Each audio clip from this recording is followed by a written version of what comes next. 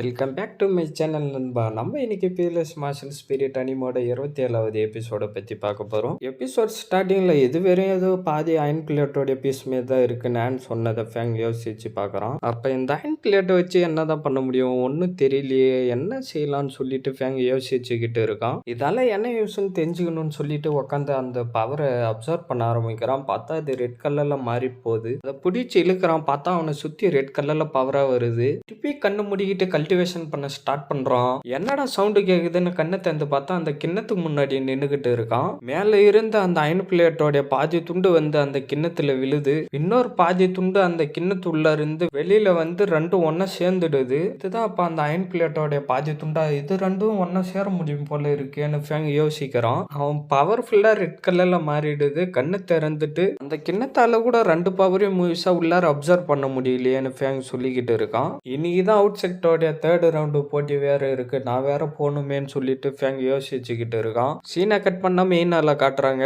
இன்னைக்கு தான் ஃபேங்கோடைய 3வது மேட்ச் இல்லைன்னு அங்க இருக்கிறவனுங்க பேசிக்கிட்டு இருக்கானுங்க. அது மட்டும் இல்லடா, இவத்தான் சூசாயோட கிராண்ட் சன்னு நான் கேள்விப்பட்டு இருக்கேன். ஃபேங்குக்கு இந்த மேட்ச் ரொம்ப கஷ்டமா இருக்க போதுன்னு அவனுங்க எல்லாரும் பேசிக்கிட்டு இருக்கானுங்க. சூ வந்து நின்று ஃபேங்க பார்த்துக்கிட்டு இருக்கான். பரவாயில்லையான்னு உன்னோட மருமக ரொம்ப நல்லா சண்டை போட்டுக்கிட்டு இருக்கான் போலன்னு எல்டர்சன் சொல்றாரு. நீங்க அவனை பாராட்டுறதுக்கு நன்றி. மட்டும் இல்லாம இப்ப அவனோட பவர் டக்கு டக்குன்னு ஏறிக்கிட்டே வருது. அவன் அவுட் செக்டோட சிறந்த ஸ்டூடெண்டா வருவான்னு எனக்கு நம்பிக்கை இருக்கு நான் சொல்லிக்கிட்டு இருக்கிறாரு. இன்னைக்கு போட்டியில ஃபேங்கோடைய எதிரி சூ. அவன் யாரு, சூடாங்கோடைய பேரனாச்சு. அவனை எப்படி அவங்க தாத்தா தோக்க விட்டுருவாருன்னு அவன் பேசிக்கிட்டே வரான். அவங்க தாத்தா அதெல்லாம் பத்தி கவலைப்பட மாட்டாரு. இந்த அவுட் செக்டோடைய ஜூனியருக்கு நடுவுல நடக்கிற போட்டியில நீங்க யாரும் தலையிட வேணாம், வந்து உக்காரான்னு சொல்றாரு. மன்னிச்சிருங்க எல்டர் சென்னு சொல்லிட்டு வந்து உக்காரான். ஒரே ஆனந்தம் எல்டர் சன் கிட்ட திட்டு வாங்கினதுல அவனுக்கு 2 பேரும் போட்டிக்கு ரெடியா நின்னுகிட்டு இருக்கானுங்க. ஃபேங் அன்னைக்கு நம்ம ஒப்பந்தம் போட்டுக்கிட்ட மாரி இன்னைக்கு நடந்துக்கோன்னு சூ சொல்றான். சூ நீங்க ஜாக்கிரதையா நடந்துக்குங்கன்னு ஃபேங் சொல்றான். இன்னைக்கு இந்த அவுட் செக்டோடைய தேர்ட் ரவுண்டு சூக்கும் ஃபேங்குக்கும் நடுவுல நடக்க போது. சொன்ன உடனே 2 பேர் ரெடி ஆகிடுறானுங்க. நான் முதல்ல வரேன்டான்னு சொல்லிட்டு ஷூ வரான். ஃபேங் அவனோட கோல்டன் ஸ்பிரிட் பவரை வர வச்சு தடுத்து குத்தறான். ஷூ கீழே விழுற மாரி போயிட்டான். ஃபேங் எகிரி குத்த வரான். அதுல இருந்து ஷூ தப்பிச்சு போயிடுறான். ஷூ ஃபேங் அடிக்க வரான். ஃபேங் உதைச்சிடறான். ஷூ வயிற்ற பிடிச்சிக்கிட்டு உக்காந்துக்கிட்டு இருந்து அவனோட பவரை ஃபேங் மேலே அனுப்புறான். ஃபேங் அவனோட கோல்டன் ஸ்பிரிட் பவர் மூலியமா அதை உடைச்சிக்கிட்டு பஞ்சு பவர் அவனை நோக்கி வருது. அவனோட விசிறி அம்பு மாரி மாறி அம்பு அனுப்புது. அதை உடைச்சிக்கிட்டு வந்துடுது. ஃபேங் அதுல இருந்து தப்பிச்சு போயிடுறான். ஒன்னு மட்டும் ஸ்ட்ரெயிட்டா மூஞ்சிக்கிட்டே வருது. அதையும் தள்ளிட்டு போயிடுறான். ஃபேங் குத்தத்துக்கு ஓடி வரான். எவன்லி ட்ரூ ஃபயர்னு சொல்லிட்டு நெருப்பா அனுப்புறான். ஃபேங் அவனோட கோல்டன் ஸ்பிரிட் பவர் மூலியமா தடுத்து ஃபேங் அவனோட பவரை அனுப்பிடுறான். அது போய் ஷூ மேல பட்ட உடனே அவன் கீழே விழுந்துட்டு, ஃபேங் நீ என்னை விட ரொம்ப சக்தி வாய்ந்தவனா இருக்கிற, என்னால உன்னை எதுவும் பண்ண முடியாது, என்னை விட்டுருன்னு நடிக்கிறான் நம்பாலு. ஷூ உங்களுக்கு ஒன்னும் அதிகமா அடிப்படலையான்னு ஃபேங் கேட்கறான். என்னடா இது, மாஸ்டர் ஷூவோடைய பேரனுக்கே இந்த நிலைமையா? ஒருவேளை உண்மையிலேயே ஃபேங்கோடைய ஸ்ட்ரென்த் அவ்வளவு ஸ்ட்ராங்கா இருக்கும் போலன்னு அவனுங்க எல்லாரும் பேசிக்கிட்டு இருக்கிறானுங்க.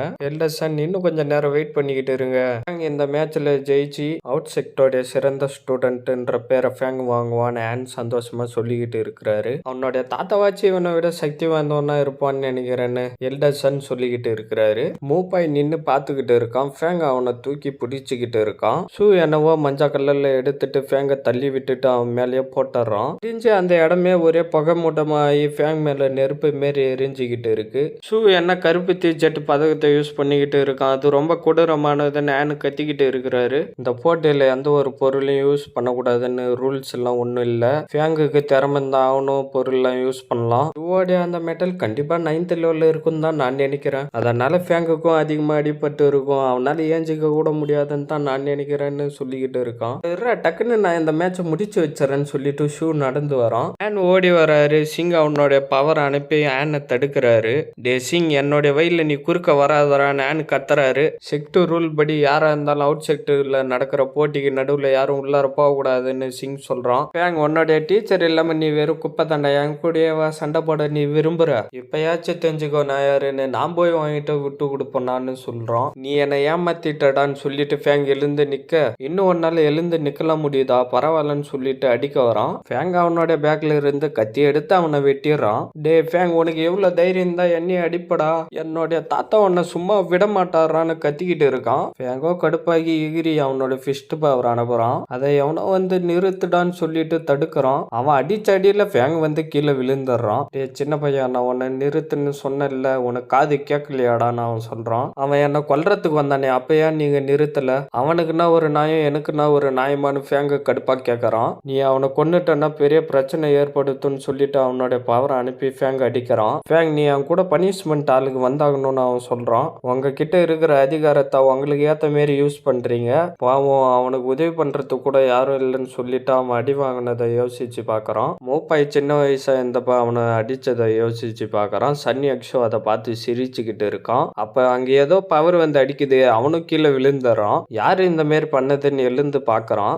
நியாயமா நடந்துக்குவீங்கன்னு நினைச்சேன், ஆனா உங்க அதிகாரத்தை யூஸ் பண்ணி நீங்க எந்த மாரிலாம் பண்ணுவீங்கன்னு நான் கொஞ்சம் கூட எதிர்பார்க்கலன்னு எல்டர் சன் சொல்லிக்கிட்டு வர்றாரு. எல்டர் சன் அது வந்து நான் சொல்றான், உங்களை பார்க்கறதுக்கே அருவெருப்பா இருக்குன்னு சொல்லிட்டு அவனுடைய பவரை யூஸ் பண்ணி 2 பேரையும் அடிச்சிடறான். மூப்பாய் ஓடி வந்து ஷூவை தூக்குறான். ஃபேங்கும் எழுந்து நின்னுட்டு, எல்டர் சன் நீங்க இந்த மாதிரி பண்ணுவீங்கன்னு நான் கொஞ்சம் கூட எதிர்பார்க்கல, ஃபேங் தான் இந்த போட்டியில ஜெயிச்சான்னு சென் சொல்றாரு. ஃபேங், நீங்க ரொம்ப நல்லா சண்டை போட்டீங்க, நாங்க எல்லாரும் கத்துறானுங்க. இதோட இந்த எபிசோடு முடியுது ஃப்ரெண்ட்ஸ். மறக்காம வீடியோக்கு ஒரு லைக்கை போட்டுட்டு சேனலை சப்ஸ்கிரைப் பண்ணிட்டு பெல் பட்டன் ஆளு கொடுத்துருங்க. நான் உங்களை அடுத்த எபிசோட்ல மீட் பண்றேன். See you guys.